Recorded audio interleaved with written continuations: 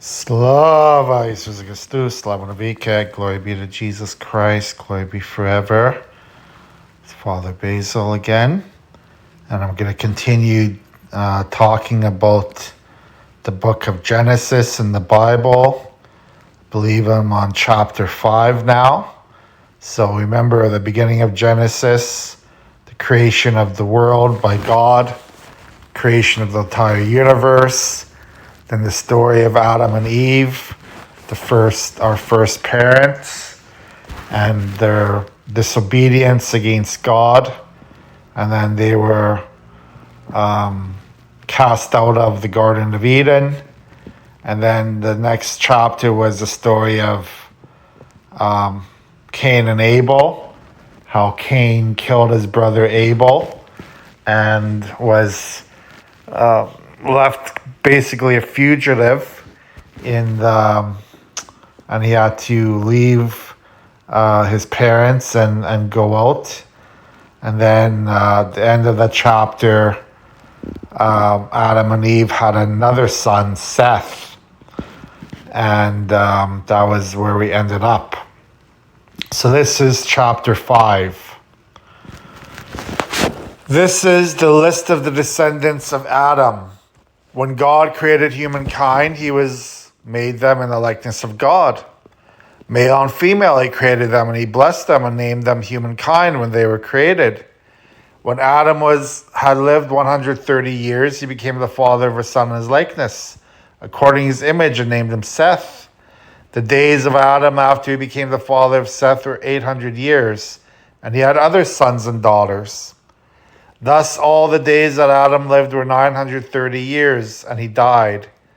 When Seth had lived 105 years, he became the father of Enosh.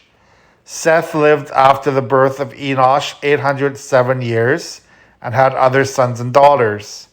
Thus all the days of Seth were 912 years, and he died. When Enosh had lived 90 years, he became the father of Kenan. Enosh lived after the birth of Kenan 815 years and had other sons and daughters. Thus all the days of Enosh were 905 years, and he died. When Kenan had lived 70 years, he became the father of Mahalalel.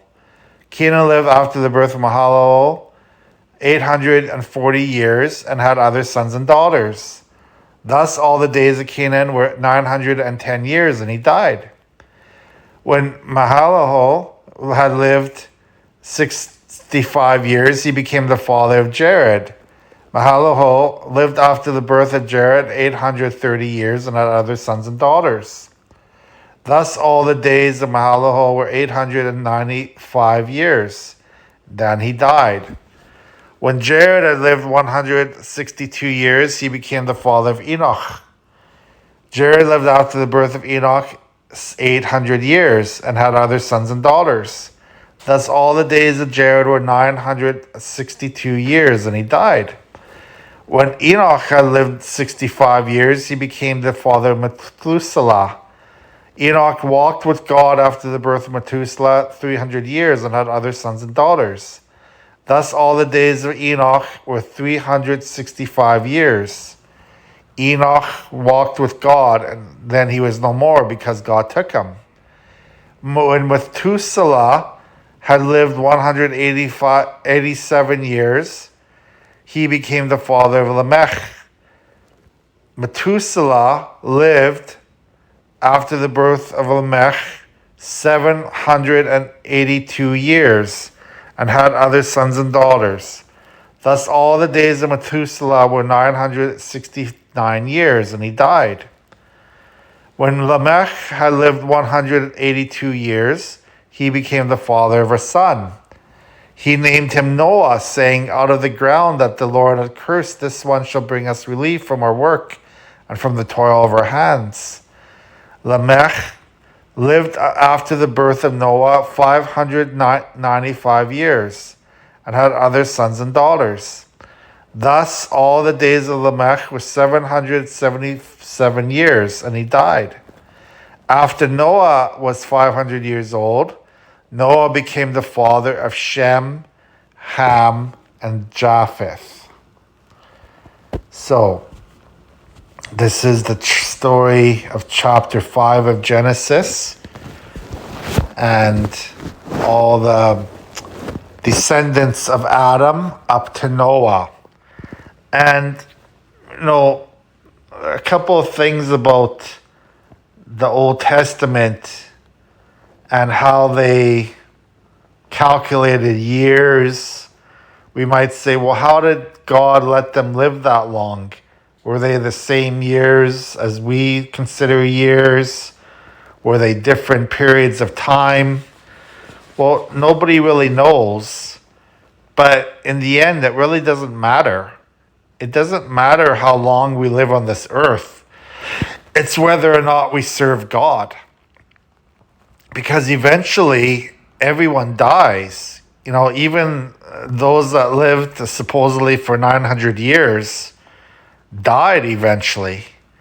So whether we live for 30 years, 100 years, whatever the people in the Old Testament lived to, we eventually will die and have to face the final judgment where Jesus is going to judge us all.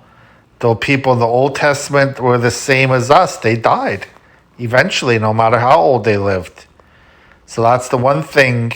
Don't be too concerned about the ages that are listed in the Bible, whether they're the actual years that we consider or they were half of that or a quarter of that or a tenth of that. It doesn't matter. It really does not matter how we consider the ages of those people. What matters is, did they serve God? Or did they not serve God while they lived on this earth? That is the most important thing that matters from the people of the Old Testament. And, there's a few people here that it says Enoch walked with God. And Methuselah was the longest living human, supposedly 969 years. And so, the people from Adam all the way to Noah, the generations that followed Adam, some of them walked with God and some of them didn't walk with God.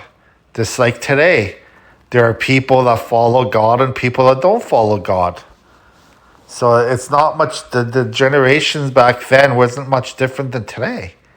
So we're going to find out next time, in the generation of Noah, that there is going to be people who were very wicked, who were very, very displeasing to God, who didn't do God's will. And, this is where the flood comes from, the story of the flood that we're going to talk about next time, and how, God told Noah to put all the different animals into the ark, and, the 40 days, the 40 nights of rain. And we know, that God destroyed the earth because of wickedness. And that's going to be another question we'll ask next time. Well, why would God destroy the earth? Why would he destroy all of mankind and just save Noah? Well, because Noah was the only one, Noah and his family were the only ones that served God, that had God in their heart.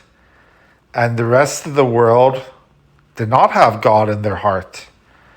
So, if God made us to love him, if God created us to choose him over everything else, and we don't choose him, what's going to happen to us? So that's a question that I think all of us should be asking ourselves. If we don't choose God, who are we choosing instead? And this is the thing that happened in the Old Testament. And, later on when we get to other books of the Bible, and then when you see people worshiping idols and people, killing each other and having child sacrifices, well, that's not pleasing to God. God didn't make humans to do that. It is the devil, the evil one, who causes us to do evil actions. But we choose to do those evil actions and follow the devil instead of following God. So what do you expect God to do in those situations? Is God just going to stand back and let these evil people control the world, control, the goodness that he created for us? And that's a question we could ask in our days as well. When we see evil in the world, when we see people rejecting God, when we see people not paying attention to God's will and causing all kinds of evil in this world, are we supposed to just stand back? Is God supposed to just stand back and say, well, I'm just going to let it be? No, that's not how it's going to happen. So we got to be careful about that. Okay? And we'll find out next time why God put the flood on the earth. Because, God wants goodness. God wants us to love each other. God wants us to respect him and respect each other. And when we don't do those things, as you'll see next time, bad things are going to happen to us when we don't love and respect and honor each other and God. So that's been happening in this world for generation after generation. Okay? So, God bless you. Have a good day.